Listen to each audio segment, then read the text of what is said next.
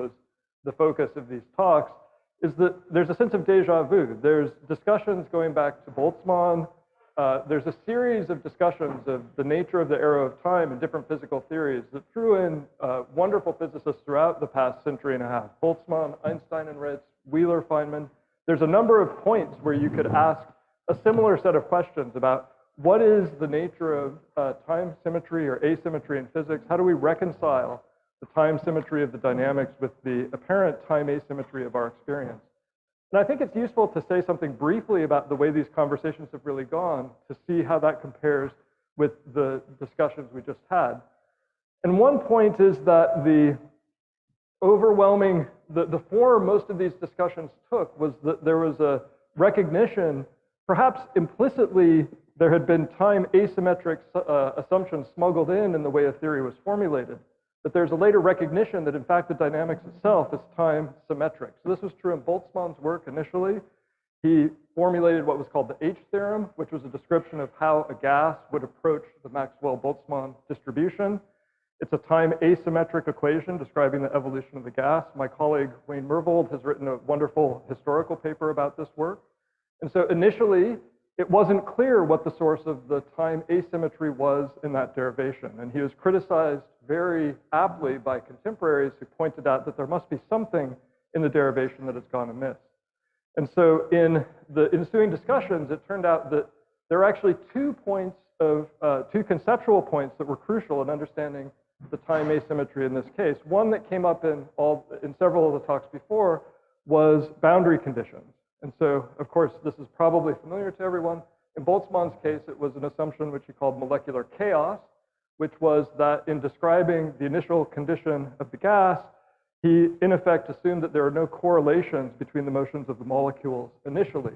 Of course, after they've been allowed to collide and interact for some time, that would introduce correlations among the positions and velocities of the molecules. But by stating this as an initial condition, he's, in effect, throwing away those correlations.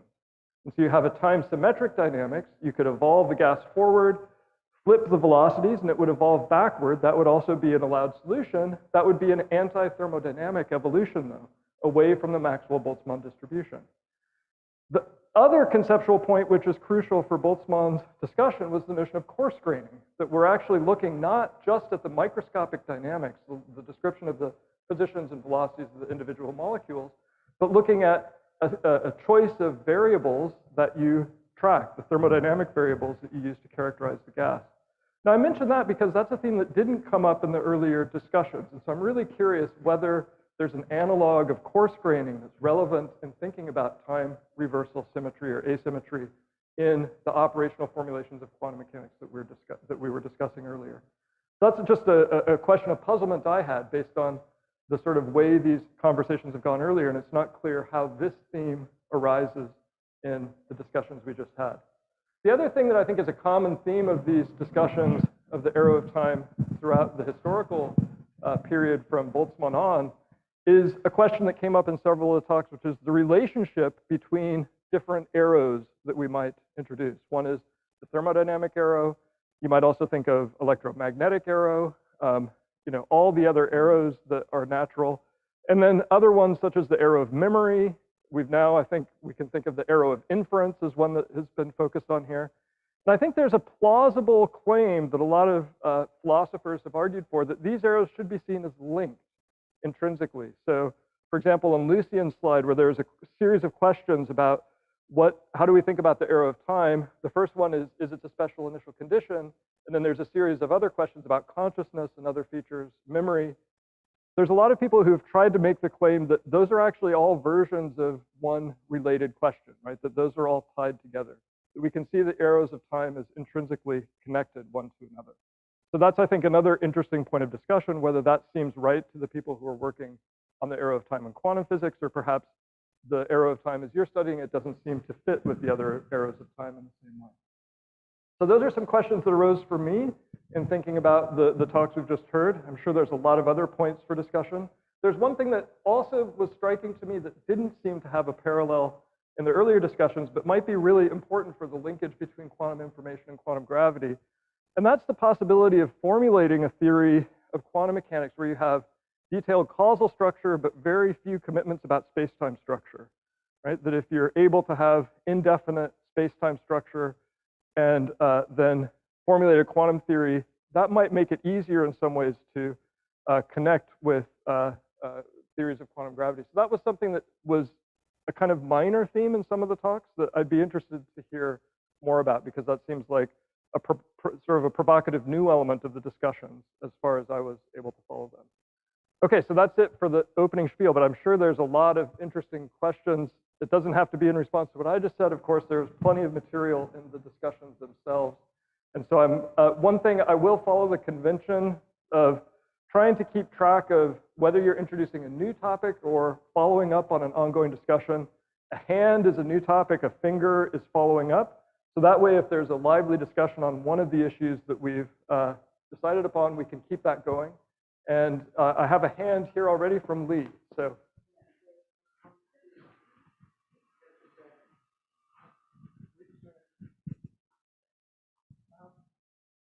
What about the issue of coarse graining in the other direction? So I don't think many people pick me up on it, but I would propose and do propose that there is an intrinsic direction of time in nature, and the fundamental laws are all time asymmetric. This is a proposal that Roger Penrose, among other people, has defended for years. And then the question, then you come to us, and the question you should be asking us is there a coarse graining procedure such that the world looks roughly time symmetric on some larger coarse grain scales? And that's something that we know something about, it turns out. Okay, so I'm not sure if that question is directed to me or to... Of course it's directed to you, Chris. So I don't know enough about the proposals you're referring to, but yeah, so I was describing in the historical discussions, I think in most of those discussions, the resolution, and again, you're taking an unconventional line, which is very interesting, but I think the conventional wisdom is that the dynamics is time reversal invariant, and so you have to look for some other source of asymmetry. Of course, you can introduce fundamentally time non-reversal invariant dynamics. And I guess the question you're posing then is, if you do that, you then have to recover the fact that there does appear to be some level of time symmetry. But let me ask you first, historically. I mean, Boltzmann didn't emphasize this issue in his original book, if I remember right. It was later Zermelo and other authors, and you'll know better than me, who raised the issue of how could he get a time asymmetric second law, an analog H theorem, analog of the second law, when Newtonian mechanics is symmetric. But I don't think that was an issue originally for Boltzmann. Well, so Wayne actually knows the history much better than I do, but it was Zermelo and Loschmidt who raised different kinds of objections to his original derivation. I don't know if you want to jump in, Wayne, or... Sorry. Actually, Loschmidt wasn't intending to object to anything, but he wrote a paper in which reversibility considerations came to the fore, and that got Zermelo and Boltzmann thinking about that. So yeah, Boltzmann wasn't thinking about reversibility considerations all until Loschmidt drew his attention to. Where though I want to talk about the Zermelo objection, because that's related to a question I want to ask Lee about his proposal. So the Zermelo thing is that actually, I think it gets more fundamentally to the point. It's not just, it doesn't have to do with time reversible ability of the dynamics, but you have a conserved measure if you have an isolated system. And if you have a conserved measure and you have something that's confined to a region of finite measure, then or actually it doesn't even have to be confined to a region of finite. If you have a conserved measure, then any integrable function, the integral over all the available phase space is going to be constant. And I actually think that that's the more salient issue when it comes to irreversibility in statistical mechanics, because for me the striking thing is not just the time asymmetry of the phenomena, but equilibration erases distinctions at the macroscopic level. So you can start with the two very different initial states and get indistinguishable final states. So of course, if the system is isolated, then there's different states. Orthogonal states lead to orthogonal states, but those differences could be buried very deep into the thing. So coarse graining plays a very key role. So Lee, on these proposals you're talking about, where you have dynamics that is not time reversal invariant. Do you have the analog? I don't know if this is how these theories are formulated, of a conserved measure or a conserved inner product if it's a Hilbert space, or does the dynamics itself erase distinctions between initial states?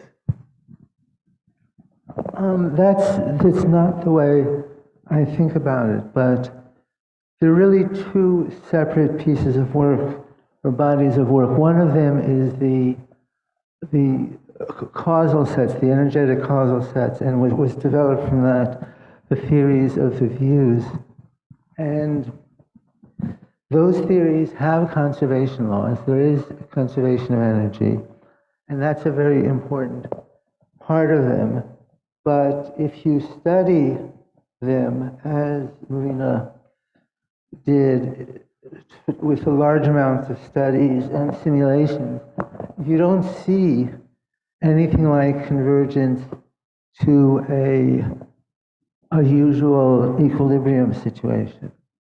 And there are lots of dynamical systems for which you don't see that. For example, dynamical systems that go to some limit point or limit cycle. And so we got interested, so let's worry about one. So supposing we have a discrete dynamical system which is deterministic, and you just launch it and let it go. So each state has a next state, and each state has a next state. But most states have several prior states. So what you get from that, there's no conservation of measure. The measure shrinks down onto a cycle. Why a cycle? Because at some point you return to a point you've been, the state you've been at before, and from then you keep going. Now, how come, could that be our world? That is, could our world be intrinsically asymmetric, but trapped in a limit cycle? Because here's an interesting thing about limit cycles. If you have a cycle, so you go state 1, state 2, state 3, state 4, state 17, state 1, and then you keep going, it has, on the cycle, it has a reverse. I won't try to remember what it is going back the other way. But if you limit yourself to the cycle, it is reversible. So there's a coarse graining of it that does look reversible. And what you would say is, well, we live in a universe where it's just time reversal invariant. You can reverse all the cycles. And it just happens that all the cycles in this neighborhood go leftwards. Now, that may sound crazy, but that's what cosmologists tell us. That is, if you ask, why are there no advanced solutions to the electromagnetic field, but only retarded, you end up with a story that somehow there are boundary conditions at early time, what the cosmologists or the philosophers call the past hypothesis. And this picks out a portion of the possible initial states, leading to the observed universe with the observed asymmetry. But the structure, am I wrong? The structure of the two arguments are very similar. And so if you can use the past hypothesis as you do normally, why can't you use the hypothesis to make an incorrect inference that the world is reversible? That's very interesting. I mean, did anybody want to follow up? Carlo, go ahead. This is a new question from Carlo.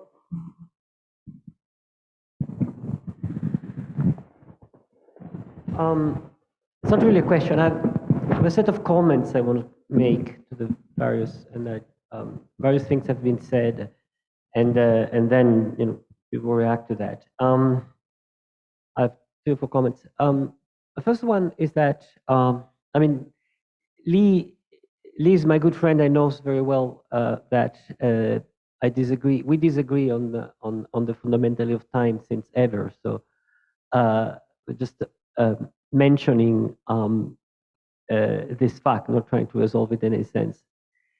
I find it interesting, the idea of exploring the idea that there is a fundamental theory which has an intrinsic dynamical direction of time. I would start taking it seriously when I would see a mechanism that jumps the intermediate time reversible level of the dynamic of nature that we know so well.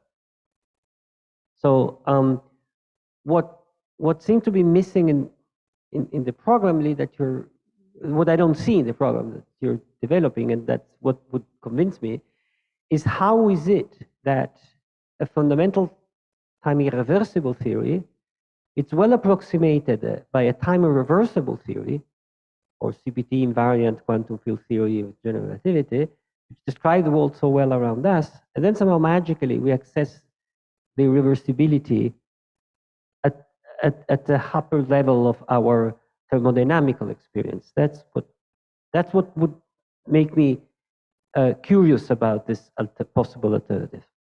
The second comment regards Oggen presentation, which I surprisingly agree with what Oggen said, but it's only the words he presented it things which I might question with. In a sense, let me overput it a little bit. Lucian comes and says, look, quantum mechanics is perfectly time reversible. Dynamics of quantum mechanics is time reversible. Of course, we have to rewrite it appropriately, okay? And you say quantum mechanics is not time reversible, provided that we rewrite it appropriately. It's not so different what you're saying. Seems to me, you're saying the same thing. Only in one case you call quantum mechanics the time-oriented presentation, and you carefully say, well, if you don't want the time-oriented presentation, you have to do this and this and this and this, and you did it. Okay, fine. In fact, you did it before this discussion. So in the other case, you say, well, quantum mechanics we present in this way, but if we want to be more intelligent, we present it in another way, and we see its intrinsic time reversibility. The second point. There is one point in which both of you insisted, which is the connection with memory and agency, and what Chris was saying, and in particular memory. And here I want to say something strong, and maybe that's the most substantial thing I want to say, because for me it was a complete surprise, and it's very recent. I just learned it. If we think about quantum measurement in the full sense, I mean, you're in a laboratory, you make a quantum measurement, you write on a piece of paper the result, okay? So then the measurement is done. So it's the thing that if you want to describe it unitarily, you have to do the pre-correlation and then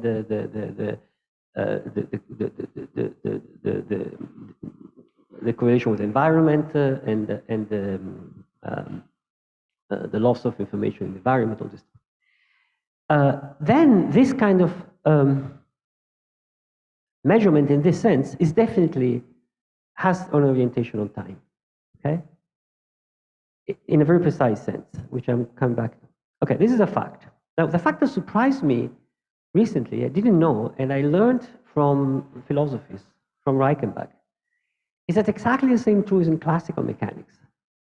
So there's absolutely no way in classical mechanics to describe a measurement apparatus that measures something, whatever you want, the temperature of this thing, the color of this, and write on a piece of paper a memory where you cannot do that in a reversible way. It's impossible. Okay? If you see what happened, and this actually was noted by a number of scientists, Feynman has comment about that, and it's implicit in Eddington. There's always dissipation in any measurement apparatus. You cannot do a measurement without dissipation. And you cannot fix a memory without dissipation. Now this for me has been super clarifying, and I just want to share this because of the opposite question. I mean, Lucien Close asked him, why do we remember the past and don't remember the future? I've written 3 papers recently on this argument and trying, because I've been puzzling with this question over and over again. It seems to me that one can prove, I'll forget quantum mechanics for a moment, but one can prove that in a classical context, if you have a macroscopic variables, an entropy that grows and is sufficient to have a different system at different temperature that interact weakly. So you have long terminalization time and just small other technical details, automatically you have traces of the past. So memory has nothing to do with our brain specifically, has to do with the fact that there are thermal imbalances in the universe, and our universe is full of thermal imbalance. For instance, in the moon, there's a phenomenon which is meteorite, and there's a phenomenon which is craters, and craters are traces of meteorite having fallen in the past, not in the future. So in that sense, there are things which call traces out there, which not because we remember things. Our brain is just another example like the craters. So it seems to me that in a thermodynamical context, with long terminalization times, of course, because otherwise if you go to equilibrium, you lose everything, that explains why there are memories. And from there to agencies is a relatively small step. I don't want to go into details. So if memory, and I am referring to all the long discussion, Chris, you were referring to, if memory can be accounted for, as an example of traces can be accounted for as something that happens when there is a thermodynamical gradient, then we have the full story. I don't see what is missing, because, no, I mean, it's missing to understand why there was low entropy in the past. It's missing understanding thermodynamics. It's missing another discussion, but this has nothing to do with quantum mechanics. Because the thermodynamical gradient, it allows the presence of traces, allows the presence of memory. We are thermodynamical things, so we are deeply time-oriented, of course, so we remember the past. We formulate quantum mechanics in a way that usually in the book is just for predicting the future, but we look a little bit closer, we formulate it a little bit properly, and quantum mechanics is the dynamics of quantum mechanics is time reversal invariant in the same way it is classical mechanics. Let's just close with one comment. Sorry for taking long. I think I close with one comment. This is what tells me that quantum mechanics is time reversal invariant. If I think of a sequence of measure, I mean, a spin system or whatever, I think of a sequence of measurement of, say, angular momentum, spin in different directions. Okay, I fix the directions and I measure on the same system, one time, another time, another time. Every time I have a probability of getting plus or minus, which we know how to compute. I do a sequence of measurement. I repeat it many times so I can gather probability for that. I have all my experimental data, okay? And now this experimental data, I give it to Lucien without telling him if they go in this direction or that direction. And Lucien is not capable of reconstructing which direction they are. This is a fact, okay? So, and this is generic. So a sequence, of course, he's capable if he knows what do I remember and what do I don't know at every time. If I can distinguish the one to be predicted, the one to, but that's not in the data.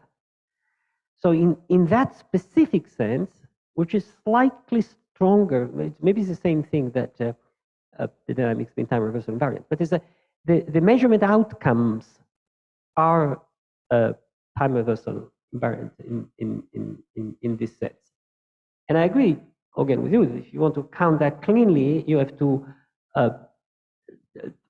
treat the initial condition and final condition sort of symmetrically, because so it seems to me that the full story, there is a consistent story, which doesn't have to be the final story, but there is a consistent story where all the breaking of the direction of time that is in our experience, blah, blah, blah, can be traced to the fact that we live in a universe with thermal imbalances which are slowly going to be equalized. Go ahead. May I? Yes, go ahead. Yeah. Okay. Thanks, Carlo. I was just going to address a few of the things. The one that concerns the question first to my talk. Just want to clarify the point I wanted to make is, well, if you take the standard textbook formulation of quantum mechanics with transition probabilities and the Born rule, I think this, just taken as that and time reversed, does not make sense, or at least you can do it, of course, but it's incompatible. Then you will be inconsistent. You cannot account consistently for the working of memory. And there is a way to go. So there is a way about this, but then you have to take a different rule. And one thing I wanted to emphasize is that if you adopt that rule, then at least the operational probabilistic theory that you're working on is a priori more general. So this is, I believe, potentially important because it may allow other phenomena that we normally exclude by just taking the standard formulation and never thinking about how to treat it time symmetrically properly from a probabilistic sense. So this is the first thing I wanted to say. So then, however, I would also like to, and I also wanted to comment about your remark on the classical case. Also, in the context that I discussed, there is a complete classical analog of the same considerations. And indeed, the exact same no-go theorem could also be applied in a classical probabilistic theory. And I find that quite puzzling. Because in my argument, it was somehow essential to distinguish this initial preparation and past measurement, these different boxes in the circuit sense. And it is just the joint description of them that comes to derive the memory arrow. And now, one thing that I'm not sure if I made it clear enough, but this derivation does not explain the time arrow. This is, I did not offer an explanation from where the arrow comes about, because these boundary conditions, they're like density matrices, they're prior, they correspond to prior distributions. As such, I mean, I think they encode certain beliefs that we have about the world, but they don't provide explanation. And I think this is something, for me, particularly striking, because quantum mechanics is supposed to be our fundamental theory, or at least tentatively. And things such as thermodynamics are supposed to supervene on quantum mechanics. And then it appears that quantum mechanics itself is not able to account. This is one possible reading of the argument I presented. It is just by in the quantum framework applied to everything universally, you seem unable to account for the origin of this asymmetry. It just encodes it. But where does it come about? Why does it work like that? And then you invoke thermodynamics, and potentially I see one possibility, and this is very much linked to other suggestions by Lee, and also I see connection to the talk by Rob, is that maybe it is essential, maybe to understand this question is essential to really look for the ontology that might exist below quantum mechanics, deeply below quantum mechanics. So it could be that some thermodynamics of hidden variables or some underlying ontology might be essential for accounting for the origin of this time asymmetry. Otherwise, at the level of quantum theory is merely an encoding, a representation of it. But then you said, you know, we know that with thermodynamical arguments, we can account for memory. And actually, I would like to be provocative here. And I would like to say, I expect many people potentially jump on this, react. But actually, I'm not aware, I should remove my mask when I say that, but I'm not aware of a completely satisfactory argument that demonstrates how the memory arrow arises from the thermodynamic arrow. And I've read actually your papers, and they're very nice, but it's possible I have missed something in the argument, but please correct me if this is the case. I did not find them to prove that the memory arrow must be aligned with the thermodynamic arrow. You give very nice explanations of how memory works in the direction of the increase of entropy.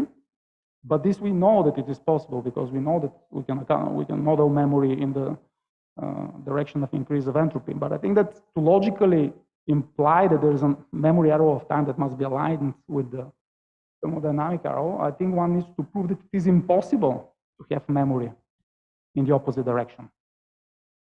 And as I believe, I'm not sure if maybe you should respond to that, but I did not identify this type of argument in your papers. In fact, I saw even you have a paper on causation, on causality, the arrow of causality.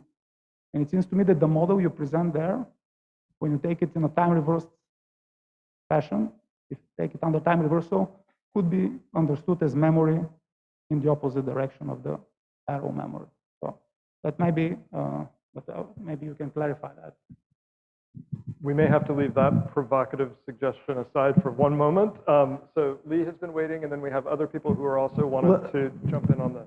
This is a very short response, and to the previous remarks and to my friend Carlo, just the length of your argumentation to me is convincing that it's just much simpler to say the universe has a direction, it evolves in time from the past to the future, and that's why we remember the past, and that's why we can anticipate the future. And the situation is no really any different than when I used to go over to my grandmother's house. And she would say, I don't understand.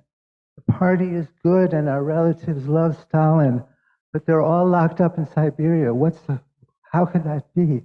And I had to say, Grandma, Stalin is evil. It's just that simple. And in that same sense, I think that we all get way ahead. There's lots of interesting arguments.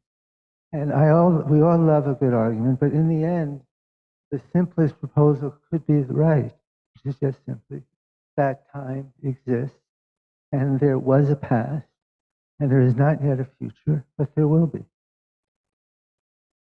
Great. So, Andrea, was your question on this? So, and then the other microphone should go back there, and then we'll go to your next.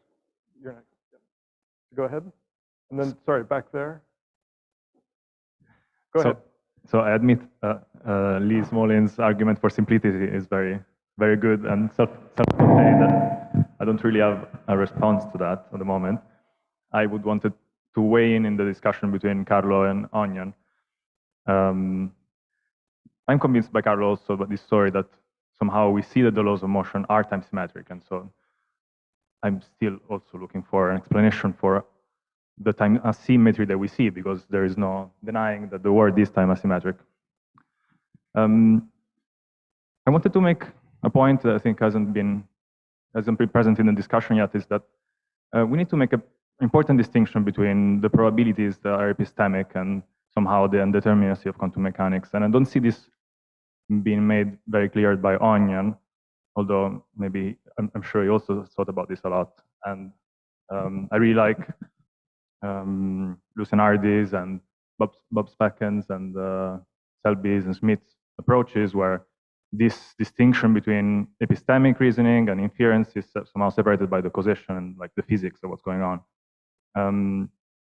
In particular, the example of Onion about Alice and Bob, and Alice's prediction being always unconditionally correct, and Bob's post-diction being conditional on Alice's initial state, that can be completely reversed, because if we condition on what happens in the future of Bob, Alice cannot predict correctly. She would predict something, some probabilities and stuff, but if we were to say, no, actually, I know what happened after Bob's measurement, I could say that Alice's prediction was wrong. So this is like a double standard in the process of inference, that somehow the quantum state in the past is fixed and it's real, and the quantum state in the future is not fixed and it's not real. This is somehow more in Lee's direction, where the past is already determined, and Alice is really correct on using her her state in the past, but somehow Bob is not allowed to use it. And in general, my point is, I see quantum mechanics as a way to propagate your information about the present towards the past or towards the future. Right, and this is given at the fundamental level by unitary evolution, which I think we all agree that unitary evolution allows time-symmetric predictions and post-dictions. And the mystery comes really here about the origin of memory. Why do we condition on the past information, not on the future? What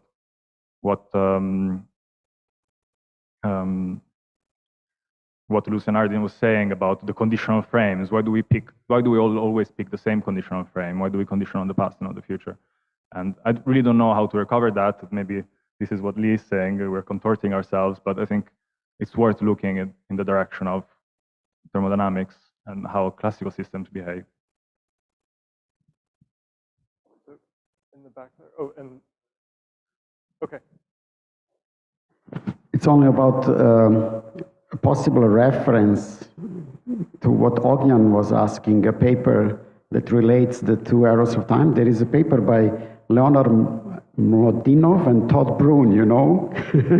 You must know him, but it's relation between psychological and thermodynamic arrows of time. I don't know whether it's a proof for you, but the argument is that every recording of information will necessarily involve erasing, which then increase the entropy.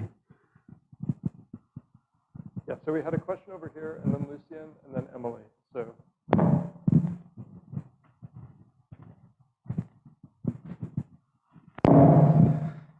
So this was a question for you, Rob, about this approach.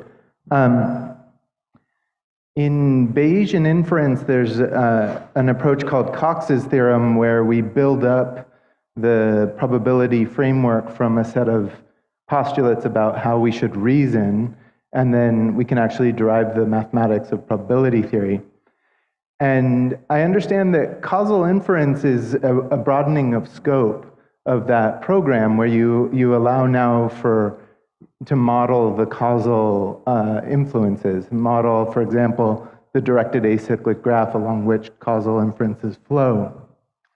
So I'm curious about what's known about that structure of generalization.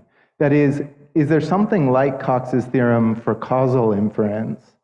And I'm interested in that question to better pick out what we're doing when we start to talk about causal inference, and then to say also what the transition to quantum causal inference is. So if I'm correct in framing it this way, if causal inference is a broadening of scope of Bayesian inference, what's the further broadening of scope that you bring in when you explain Bell inequality violations via quantum causal inference? Could you just hand the microphone to Rob? Thanks. Okay, let's see if I remember all of that. So maybe first, I want to clarify, what the field of causal inference does is it's better thought of as, making inferences given hypotheses about the causal structure. So it's not really an innovation to the Bayesian theory of inference at all. So it just takes that theory wholesale and says, yeah, that's how we reason in the face of incomplete information. But if I tell you that, these variables A, B, and C are causally connected as follows, A is a cause of B and B is a cause of C, what consequences does that have for how you ought to organize your beliefs? And, one of those consequences is that, when you update your knowledge about A, that might lead you to update your knowledge about C, but that's only because it's led you to update your knowledge about B, which has led you to update your knowledge about C. So if I tell you you already know everything about B, now you update your knowledge about A, oh, now I'm not going to update my knowledge about C. So that's the kind of flavor of it is, what impact does the causal structure have on, how I should propagate my beliefs around? But, no challenge to any of Cox's axioms or anything like that. I don't see a challenge. Or the point is, Could you pass the mic? Sorry. people say wrong things about correlations all the time. They say because all we can describe are correlations and not causation from a data set, then we can't make any inference about causation. But that's just wrong. It's not true if you have a causal model that you build into your inferential structure. And so that's the sense in which I meant that it's an extension, right? That we're now able to address questions scientifically that we were not able to address previously. So that seems to me like it's more than Cox's theorem, right? Cox's theorem is only describing the the inferential piece of it.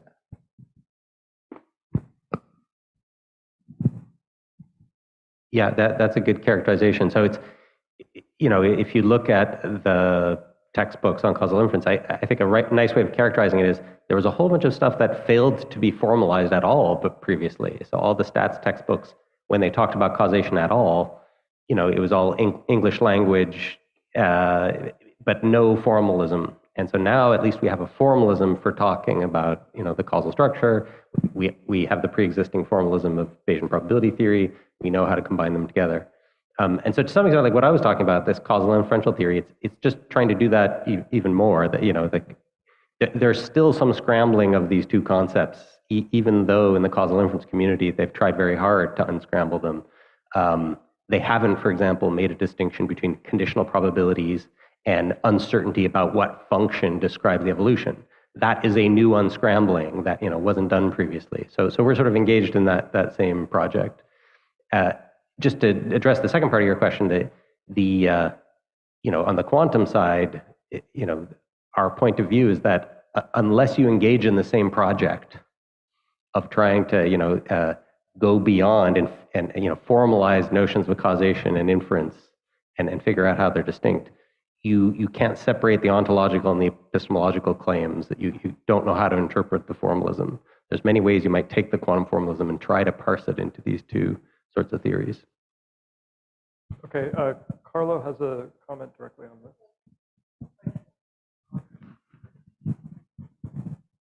Just a short question to you that shows that I haven't understood anything about it. What is exactly the definition of causation that you're using here? I know two of them, two classes of them. One of them, I know, Hume, David Lewis, whatever, that doesn't distinguish the direction between causes and effect. And another one, say, I don't know, Judea Peirce and all the reconstruction of causation. What you mean by this drugs is a cause of you getting that, while smoking is a cause of cancer, which is time-oriented, but it's time-oriented by the direction of time is built in the definition. So it's defined in terms of agency. If I do that, is something in the future going to change? Does the way you use causation, how does the direction of time enters into what exactly you mean by causation? It enters by fiat, or it enters by how? Yeah, sorry. So You'll you have to call give him cause back the what is it, microphone. the future, the past, or more?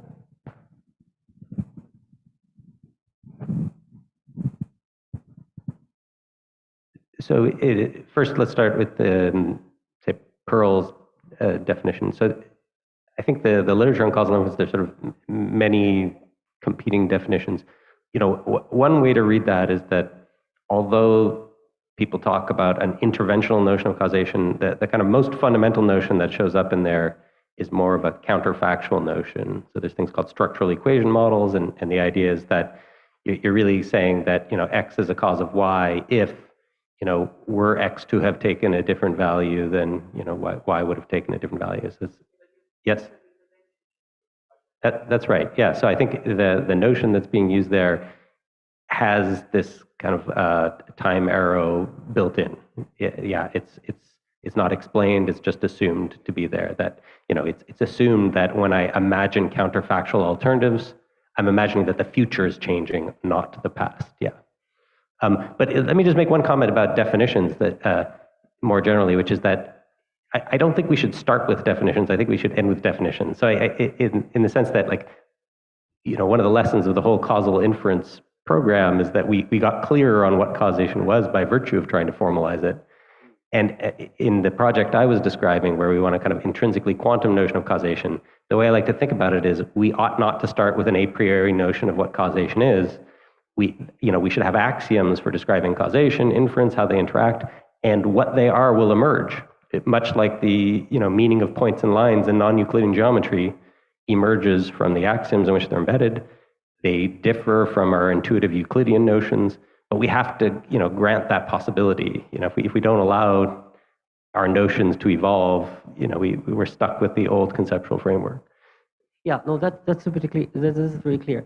And of course, if your question is, what is happening in Bell inequality violation, that's kind of it. The question is how it's about the direction of time.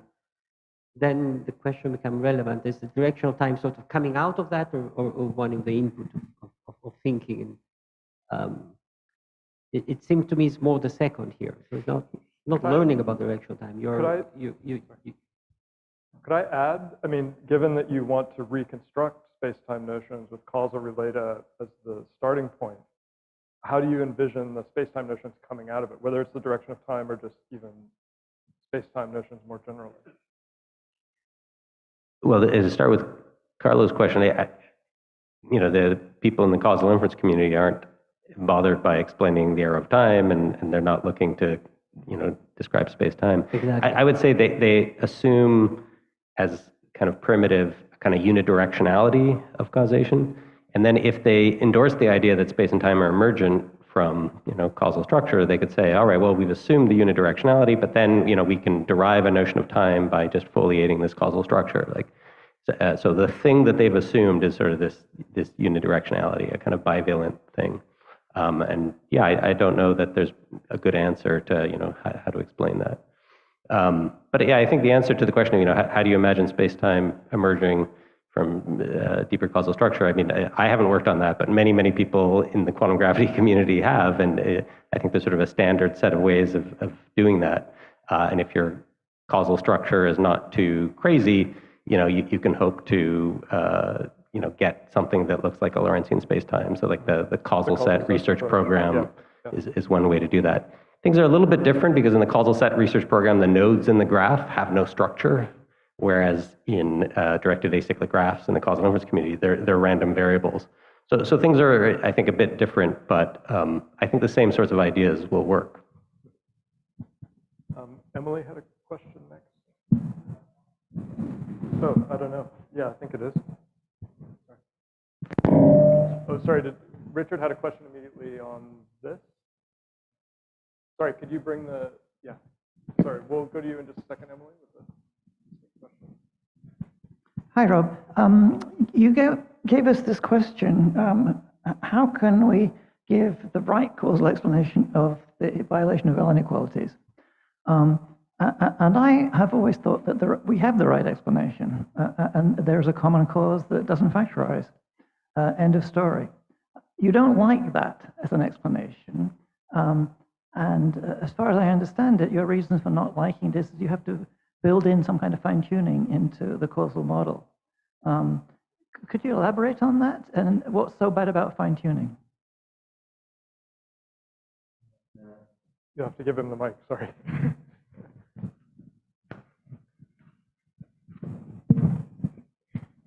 So first, I think you might have misspoke because you said we have an explanation. It's a common cause. And then you talked about fine-tuning. I mean, typically the fine-tuning argument is leveled against the case where you have assumed a cause-effect relationship between the labs. So what I was endorsing in my talk was indeed a common cause explanation of Bell inequality violations. It was just not a classical common cause. So I guess, what I'm unhappy with concerning just saying, hey, don't worry about it, it's just a common cause explanation, is that I don't think you can declare by fiat that you have such an explanation. There's work to be done.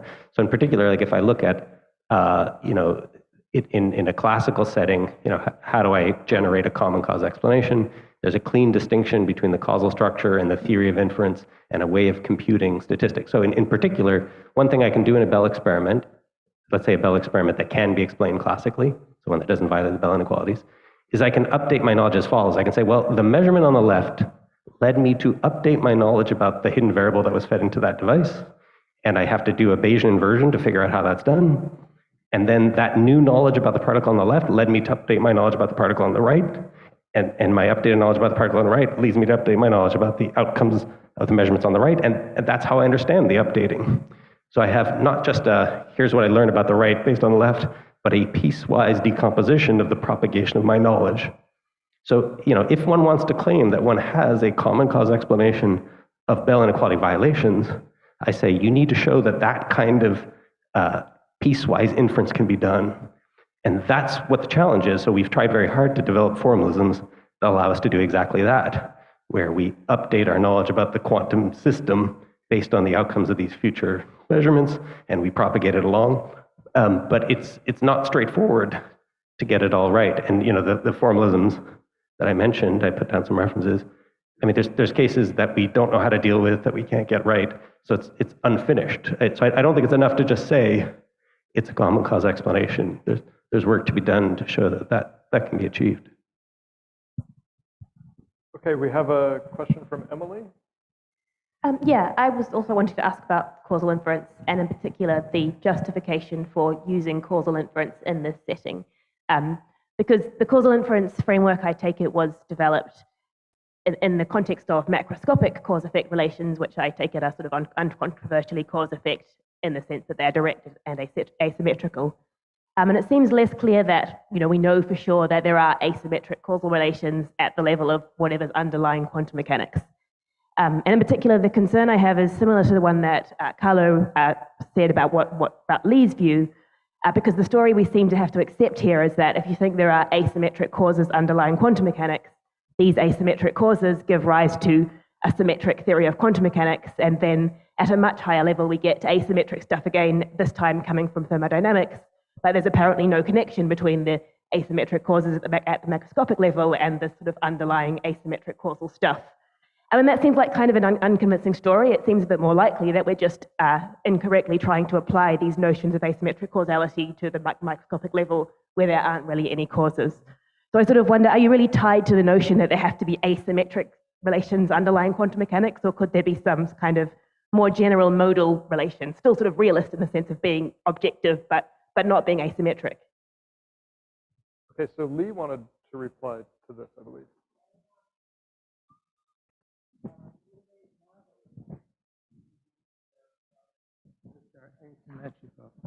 In something like causal set models, but where the events and the causal relations are, as I was saying, endowed by certain amounts of energy and momentum, and there are rules about how to move them around.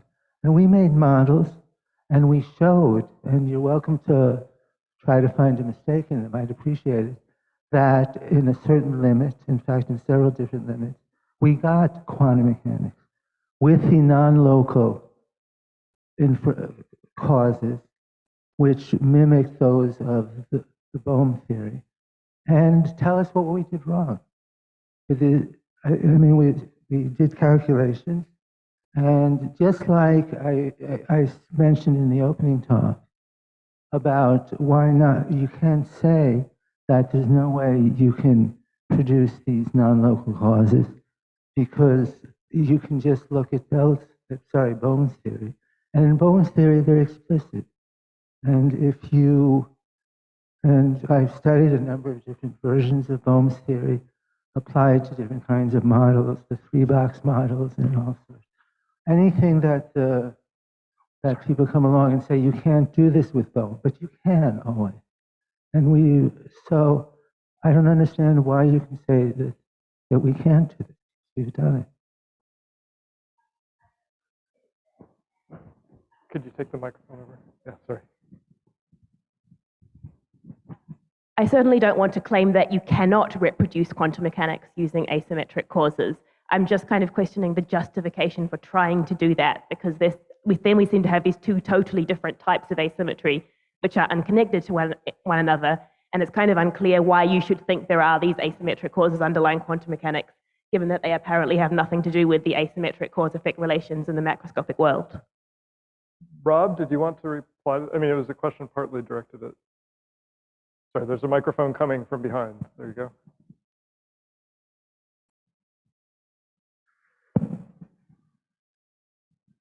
So I guess I'm not sure it'll be a satisfying answer, but my inclination is, when trying to come up with a realist view in quantum theory, to try to be as conservative as one can be and try to preserve as many principles that have served us in physics before. So, the game to some extent that we all play in quantum foundations is, can we isolate the radicalness of this view to sort of one spot, and give up as few principles as possible. So certainly I think it's worth, trying to be radical in the sense that, maybe the notion that causation is fundamentally asymmetric is wrong, and that's what quantum theory teaches us, that, we were wrong about that notion of causation.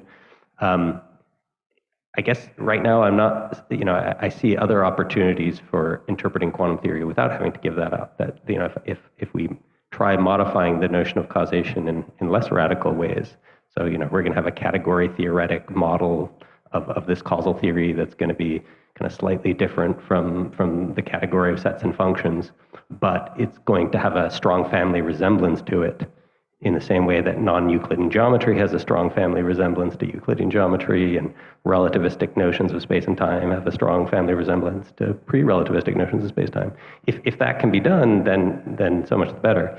It's if, somebody could say, oh, here's a no-go theorem that says that really cannot be done, and let's, locate the problem to this, unidirectional notion of that's embedded into your definition of causation. But yeah, I guess, it's just a matter of preference. For me, I don't feel like there's a compulsion to give up on the framework of asymmetric causation yet. Okay, I have a few other people in the queue, but I was encouraged to take a brief break at this point. We have a 2-hour discussion, and I think it would be a good moment to take 5 minutes, do jumping jacks, run around the room, whatever you need to do to get your blood pumping again. We'll reconvene in 5 minutes, and Lucien has been waiting patiently. He'll be the first in the queue. I have other people who have flagged that they wanted to raise questions as well, so I'll try to get to you. But 5 minutes, and we'll reconvene.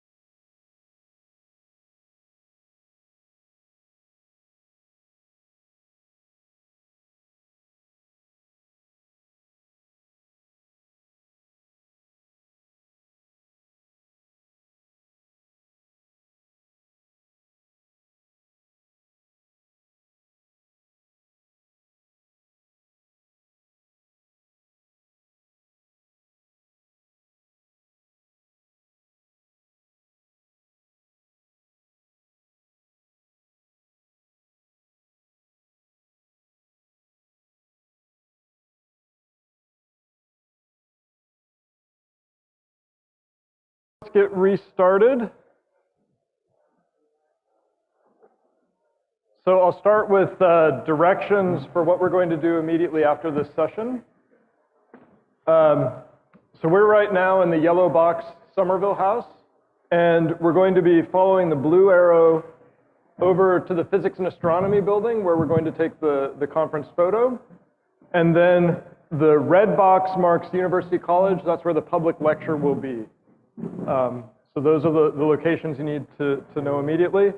And I think Francesca also has a map of locations of downtown restaurants, which we're going to see in just a moment. Yeah, so people have booked, are booked into restaurants. One is called Joe Cool, and the other is the Toboggan, but they are one in front of the other. They are both at the corner of Victoria Park, that is the most central place, basically, downtown London. The best way to go is to take a taxi or a Uber. There is also a bus that in 50 minutes take you there. The only thing is that you need to have $350 ready to pay the ticket, or maybe $4, but you need to pay with cash. So otherwise, sharing a taxi is probably the best option. And everybody's booked there for 8, so try to be on time or not too late, because restaurants here close around 10, so after 10, there is no food. Okay, great. So I have a few people who are in the queue, and we'll start with Lucien. So sorry if you could get the microphone to... Thank you very much. Yeah, so there's this question about how do we explain why we have these special initial conditions, so we can use entropy and account for having memory of the past and not the future, this kind of discussion. And all that's contingent on a certain view of physics where you separate out boundary conditions from dynamics. It's a view of physics I worry about for the following reasons. If you take seriously the idea that quantum gravity leads to indefinite causal structure, then if you draw a boundary around any region, then around that boundary you don't have definite space-like or time-like intervals. It becomes something which is fuzzy. It's fuzzy causal structure all around the boundary, so there isn't a past and a future. And so you don't really have the possibility to talk about, initial conditions and final conditions. And it seems that rather than separating physics out into dynamics and initial conditions, we should think about physics in terms of what happens in regions like this. And we should have rules that tell us what is possible in these regions. Okay, well, so that would be quantum gravity. But if you imagine taking some limiting case of quantum gravity to the case where ordinary quantum theory applies, then perhaps some of that structure would still survive. And so you still wouldn't want to separate out boundary conditions from dynamics. And it turns out in the circuit model, the circuit model I was describing is a good sort of toy model for thinking about that, because you have boxes that have arrows coming in and going out. And of course, they do have temporal structure. You do have in, which is coming from the past, and out is going to the future. But you can impose conditions on what boxes are allowed, what operations are allowed. In standard quantum theory, the conditions are that they should be completely positive trace, non-increasing. Okay? If you impose that condition, it doesn't matter if the box only has wires going out. You can say what boxes are possible. If the box only has wires going in, you can say what boxes are possible. And so that condition covers all kinds of boxes, and it's time asymmetric. So it allows for boxes only to have wires going in. It only allows the identity map. It only allows the trace map. If you go to the time symmetric formulation I proposed, then you have again some conditions on what boxes are allowed. They're different conditions. And those conditions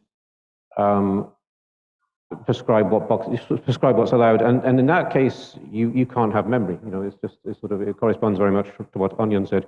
You can't account for memory. So there's a real problem. You know, in that time symmetric point of view, you don't have this route of having special initial conditions for solving the problem. Now, so given that, I don't really know what the way forward is. Now, you can certainly take the kind of cheat that I proposed, that you can go into a frame of reference, or a conditional frame of reference, where you condition on memories in the past, and then you're okay, but you're not accounting for anything there. And if you take seriously this argument I gave about indefinite causal structure, then it looks like that route is blocked. So that's what I wanted to say. Can I ask just to follow up? Again, this is more due to the historical parallels that leads me to ask this question, is how is the conditional frame of reference related to something like coarse graining? Because even in the case of Boltzmann's discussion, it isn't just a boundary conditioning. Coarse graining is also essential to understanding how you get time asymmetry out. And so listening to your talk, I was wondering if... Yeah, when you mentioned coarse graining, I wondered if you could imagine creatures who were coarse grained in a different way. That was not easily related to the way that we're coarse grained who would see a direction, an arrow time going backwards, but I have no idea how to make that thought work. Yeah. I mean, I think it's a possibility, right? So the question of imagining us living in the same world with agents who have I mean, that's maybe more hard to imagine, but yeah. Yeah, indeed.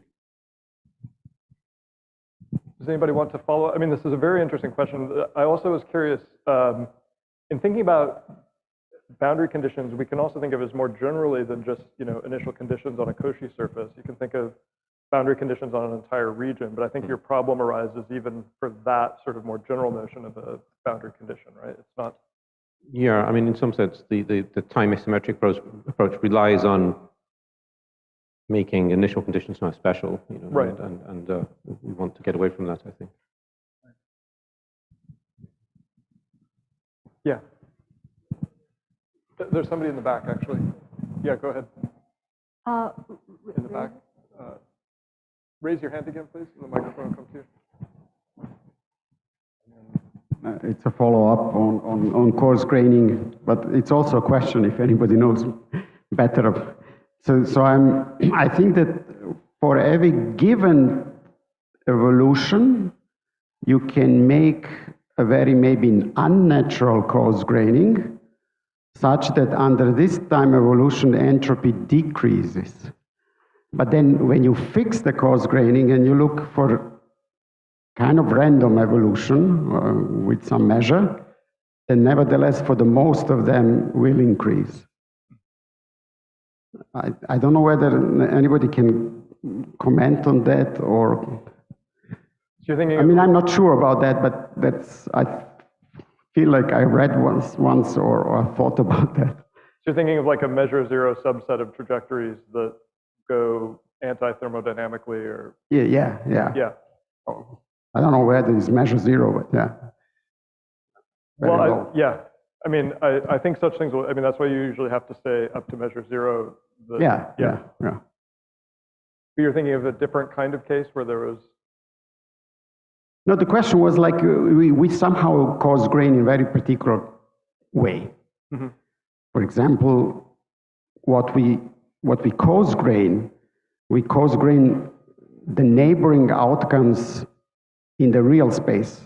For example, if you think about the spin J, why we call and enumerate them from -J to J, although they are all orthogonal to each other, and we can make a permutation between them and will not lose anything on orthogonality between the states. We call them -J and +J because when you go into the lab and project them on a screen, they are next to each other, and when we coarse-grain them such that the neighboring J's are coarse-grained into single slots, we recover the classical physics. But I guess, if I understood, Lucien was asking, what if we do not take this natural coarse-graining, and is it also meaningful? And I think that comment was on this unnatural coarse graining maybe will lead to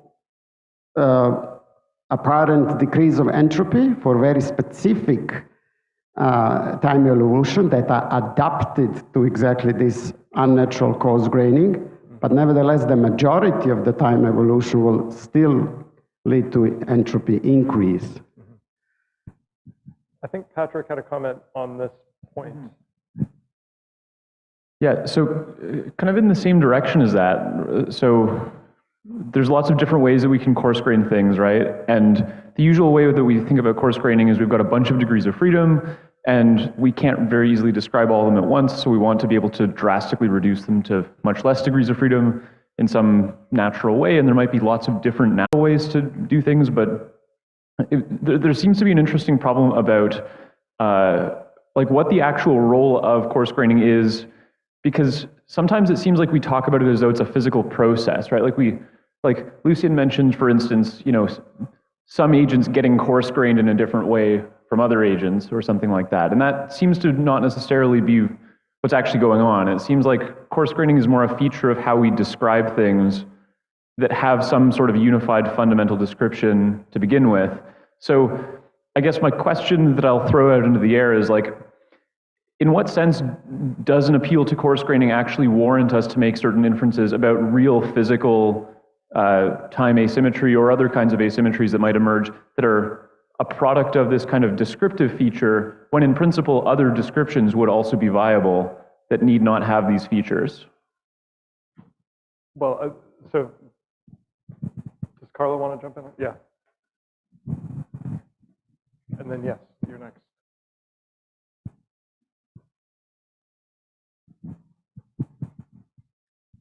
I don't know the answer to Charles' question, and I've been asking a lot this question to myself. So let me tell you what I understand and what I don't understand. There's one part I understand, one part I don't understand. And it has to do, Patrick, also with your question. First, Patrick, regarding your question, the coarse grain is not arbitrary, in my opinion. The coarse grain is relative in the solid physics sense, in the sense that if there is a system interacting with another system, the interaction is not given by God or by spirit, it's given by the interaction Hamiltonian. And for a system with many degrees of freedom, like a class of T, the interaction Hamiltonian between me and this class of T has a few variables. So the interaction doesn't see most of the variables there. So all the coarse graining that I'm allowed to use in describing how the class of T interact with me, and me can be a human, a physicist, or a rock, doesn't change anything, must be within the class which is restricted by this Hamiltonian. That's the first thing. So it's very much limited, but within this class, there might be a choice that allows a thermodynamic description or a macroscopic description work well. I mean, if I look at the solar system, there are plenty of atoms, but if I start coarse graining Jupiter, Saturn, the moon, wow, these have a close dynamics that works particularly well. So there are two things that determines the actual coarse graining. One is relational with respect to what, and one is in the dynamics of the thing. There are some coarse graining that work better. Now that's the easy part. Now the hard part is that could I imagine that there is another piece of the universe, subsystem of the universe, that interact with the rest such a way that it might choose a coarse graining which has a different entropy behavior? And here the answer I don't know, because there is a part of, in fact, I published a paper with a conjecture that generically, yes, it's always possible, and I have little examples in which it's pretty obvious that one can do that. So part of my intuition, yes, of course, I mean, the universe is so complicated and everything interacts with everything, and carefully, we interact locally, but we interact, the locality is tricky a little bit, because I know things about Andromeda. I just look there and I see Andromeda. So the locality is tempered by the fact that the system, the universe is full of, this is Reichenbach, full of little subsystems that travels from far away, bringing information without thermalizing with the rest. The photons I get from far away don't thermalize with the rest. So in a sense, I interact with far away. So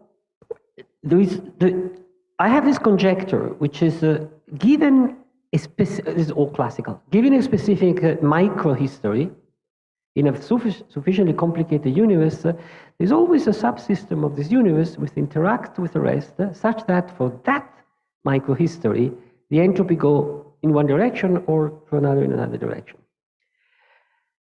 I'm very tempted of that because it will give an answer to the question. So yeah, but the arrow of time, where does this come from? Well, if so, it just comes perspectively. I mean, because we are special, so we are a special system that interact in such a way that there is a growing entropy. It's very tempting because it will be an answer to the. But I see reasons for not believing that. And it's a kind of thing that Chazal was saying, because we have a sense, a strong intuition that, come on, some coarse grainings are more natural than others. Not because I interact with them, but dynamically they are such that things are better in those coarse graining.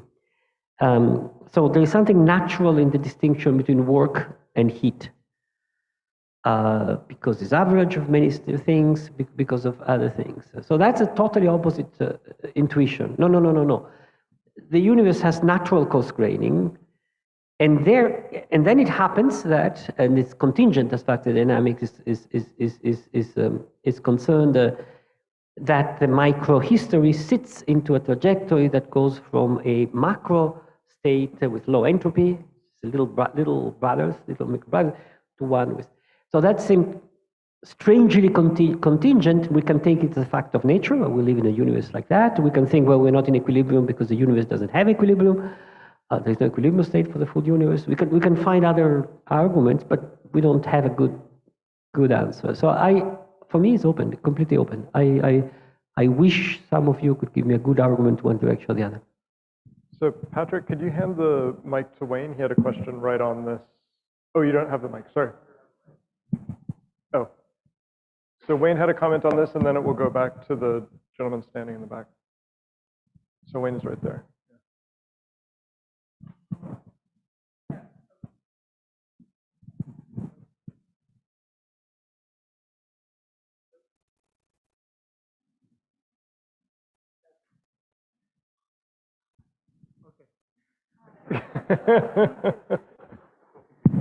Okay, all right. Yeah, so I agree with the first half of what you said, Carlo, that,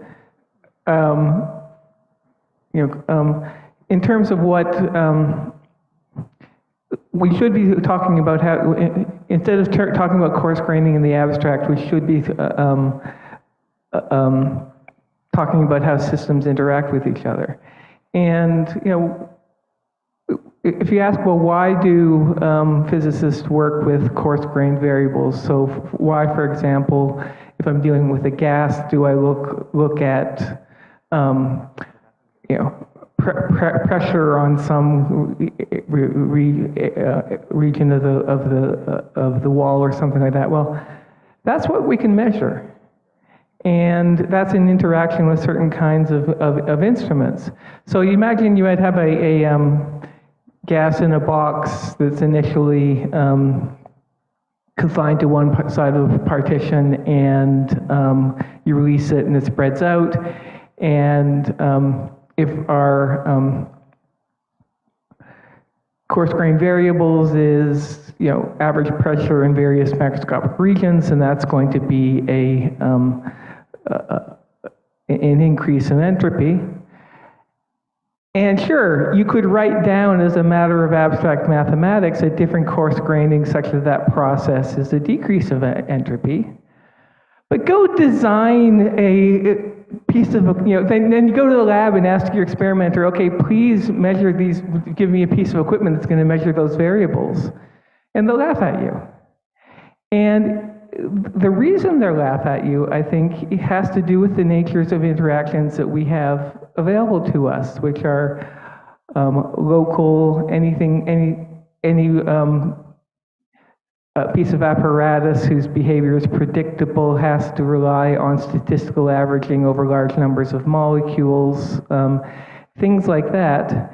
And so it seems to me a plausible conjecture that even though in principle there are all these coarse grainings, and in principle you could imagine if interactions were different, you might write down a Hamiltonian for a device that would measure these weird other variables.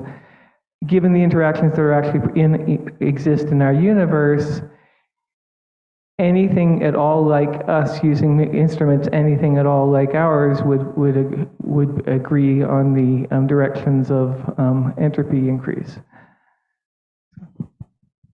Good. Thank you for waiting patiently there in the back. Yeah. Hello. Yes. Hi. So I'm Pablo Arregui. I lost my badge. Right. So I'm totally in line with the idea that if you have just entropy increasing, then you have an arrow of time. I'm also in line with the idea that there are some coarse graining that are more natural than others. For instance, just due to space. So since we are a quantum information community meeting quantum gravity 1, well, in quantum information, there's a very natural notion of entropy, the von Neumann entropy associated to a subsystem. And that's, okay, there's not much debate about how you would pick that up. Right. Now, so it seems to me, therefore, that the problem of the arrow of time then boils down to trying to see whether we have an explanation for the low initial entropy. And in that sense, maybe this is a question for cosmology or quantum cosmology, or maybe, I don't know, for instance, someone like Eugenio, who has been studying entanglement in an inflation model, because then we would be just saying, well, we have a dynamics that causes inflation, then the von Neumann entropy of subsystems increase. We therefore observe an increase of entropy. End of story. So I guess that's my take. Yeah. We have a response. We have 3. Okay, so first and then.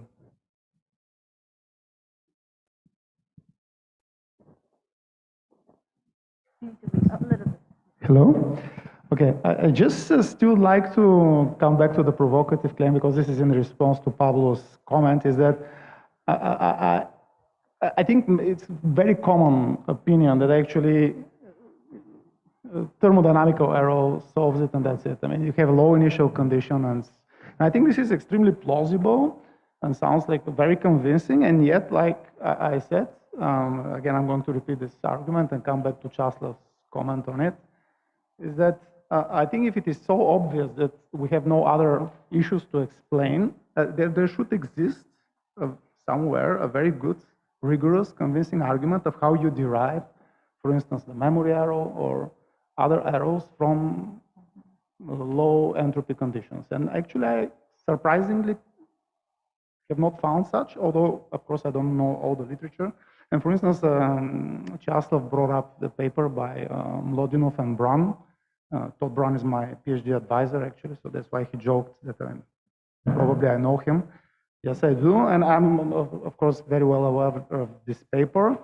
And I kind of feel a little uncomfortable commenting on it because the authors are not here even to respond, but I think that there is certain elements in the logic of the argument which, in my view, fall short of achieving what is needed.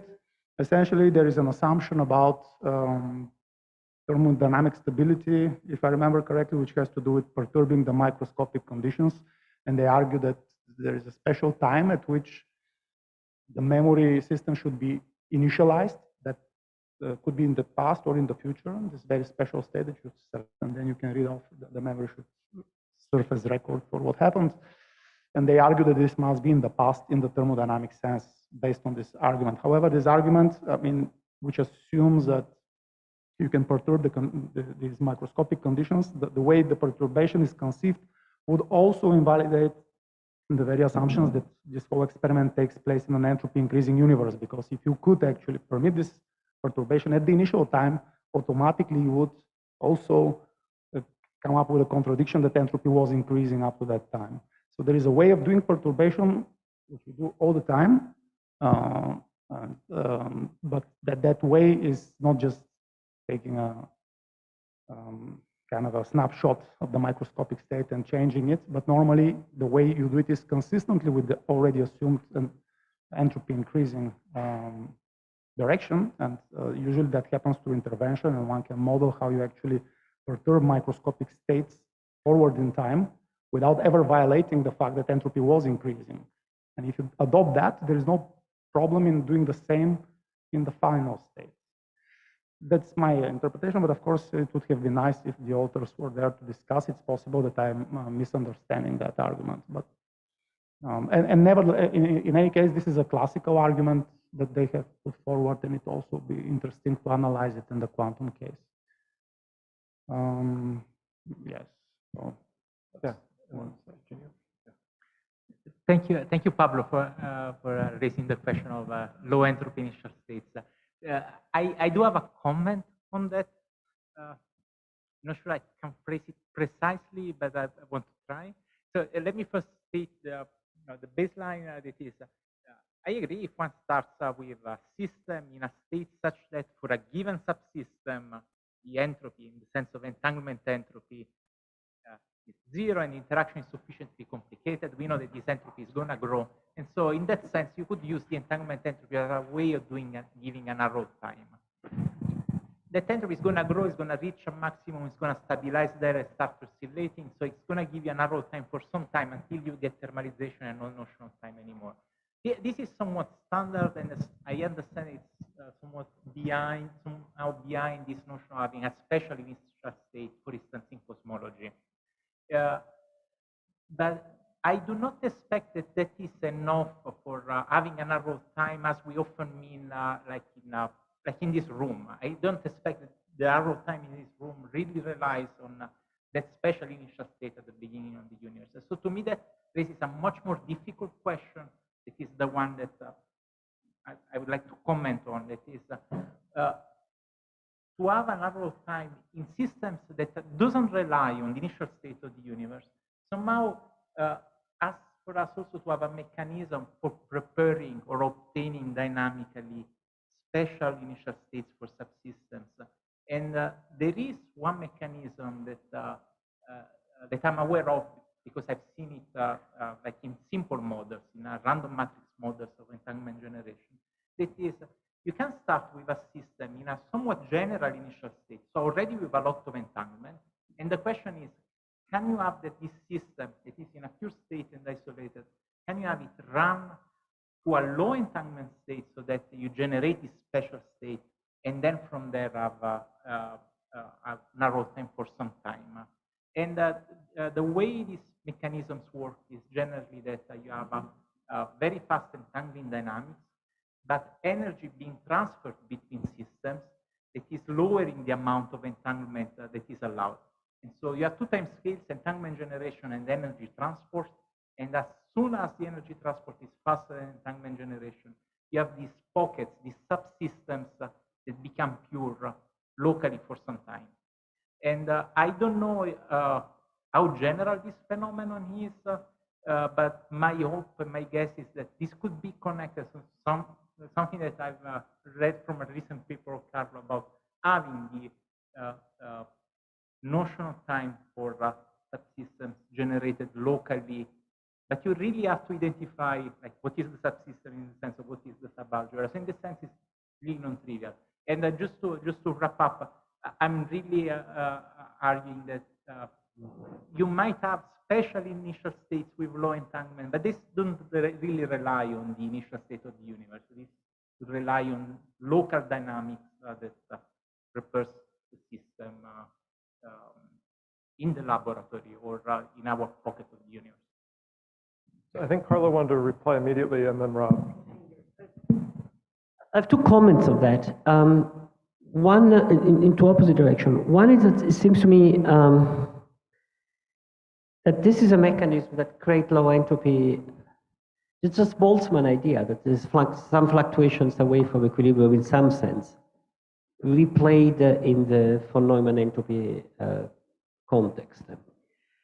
And this is not a good account of the universe around us, because things don't fluctuate into low entropy and then come out around us. We find them in low entropy. I find a much better account, which doesn't solve the problem at all about the initial low entropy, but does solve the problem about the local preparation of things in Reichenbach. Reichenbach has this picture, which I would say in modern term, what the point he makes is that there are long-term realization times in the real universe, and there is system separation in the real universe. So the picture of the real universe as something that, start low entropy and the entropy grows is just wrong. That's not how our universe is. Our universe is a set of systems that go in metastable states, stay there forever, for long, sorry, and very slowly move away. So this chair is not the maximum entropy. If it was a maximum entropy, it was burned into heat, into iron, in fact. It is a metastable state. So Reichenbach picture is that you start from a low energy, a low entropy, which is not explained in this context at all. You add the fact that the dynamics is such that the universe is made by subsystems which interact weakly. And so the thermalization times are very small, and automatically you get exactly the universe where we see, where we have this typical phenomena, which is, the sun is very hot, the earth is much cooler, so you have a constant steady state of free energy that feeds the biosphere, with which we can prepare microphones, which is a special. So now everything follows from the point of view of error of time, except that we've just moved the question at early cosmology. So it seems that moving the question to back in time is not wrong, provided that you have this mechanism that I think Reichenbach clarifies completely, which is how this brings down the sources of free energy which we have locally that feeds our capacity of prepare, or natural capacity of preparing things in low entropy, relatively low entropy here. One follow-up and then Rob. Just to add to that, it's exactly the paper I was referring to, the Reichenbach one. And the thing I was suggesting is that it seems to me that there is an example of this that doesn't involve gravity. It's much simpler, but it's one of those condensed matter experiments where people are actually looking at this and not presenting it this way, but this are the optically dark states in systems where you start with something that has some amount of entanglement, and then you see that the state evolves in such a way that a portion of the system disentangles. And there are different time scales, and there the time scales are just set by the time scale of entanglement production and the time scale of energy transport, and they are so different that you can interpret it as a metastable state. And to me, it would be interesting to see if we can find similar mechanisms where it's gravity, really just Newtonian gravity, the one that makes the sun and makes a solar system around the sun with life, that can provide some similar mechanism where you prepare a dark state that then evolves and it's out of equilibrium for a very long time. Great. Rob wanted to comment on this as well? So I wanted to make a few comments about the error of time discussion, the coarse graining discussion, and in particular, what follows if you take some of these concepts to be epistemic. So one way of thinking about coarse graining is that it's purely epistemic. It's a decision to focus on certain degrees of freedom rather than others, right? So if I'm only looking at macroscopic or local degrees of freedom, there's many more degrees of freedom there, but I'm just not focusing on those. So it's sort of an epistemic limitation. I might not be able to keep track of the correlations between many particles. Similarly, the question of why can we remember the past but not remember the future? You can think of that as what's in need of explanation is an epistemic asymmetry. I have different abilities to make inferences about the past than I do to make inferences about the future. So, so here's the question I have is, can we explain, or Is there a possibility of making sense of some of these asymmetries by assuming not a low entropy initial condition, because again, for me, entropies are epistemic and it doesn't make sense to say that the initial state of the universe is low entropy, but low complexity does make sense. So you could say, how much of this asymmetry can we explain with the assumption that the initial condition is low complexity? So what I have in mind, just as a toy model, is take a cellular automaton with a time reversible update rule. So there are such things where I can, the time reversed cellular automaton is also a valid forward in time evolution. If you start with a low complexity initial condition, there are certain update rules that lead to lots of increase in complexity. Okay, so that could explain lots of things we see in the universe. So now imagine you take a slice in the middle. Well, it's not low complexity. In one direction of time, it decreases in complexity, in the other direction, it increases in complexity. That's fine, because time reversal invariance of the update rule didn't guarantee that every state you start with will necessarily have a similar kind of arrow of complexity increase as you evolve it forward. So that's a fine asymmetry. I haven't introduced any new asymmetry there. But now the point is that if I have limited knowledge of that state, right? So a Laplacian demon would have total epistemic symmetry. They could say, oh yeah, based on that, I can infer the past just as well as the future. But if I have limitations in what I can know, then it seems perfectly reasonable that I might have an easier time making inferences about the direction where the complexity is decreasing than I do the directions where the complexity is increasing.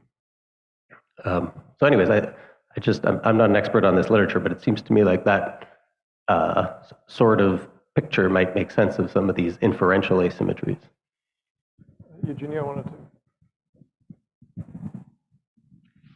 I just wanted to ask Rob, or give you the opportunity to elaborate on this point. You made a very sharp distinction between complexity and entropy, saying that the entropy, you have to tell me the subsystem, complexity, you don't.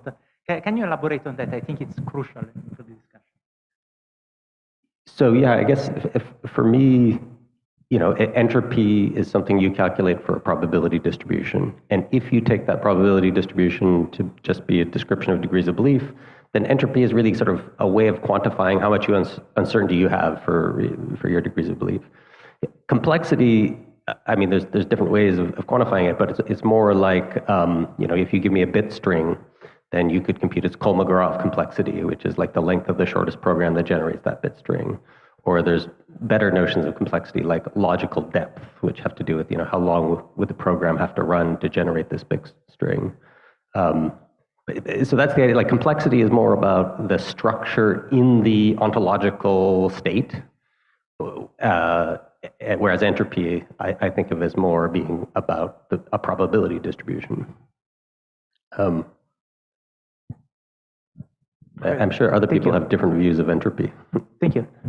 There's a question here at the middle table, in the black shirt. You had your hand up a while ago. Yeah. Do you still? Okay. Any other questions? Well, this might be a moment to draw the discussion to a close, and then we have to walk over to the PAB for our group photo. So thanks, everyone, for a really lively discussion section. Thanks.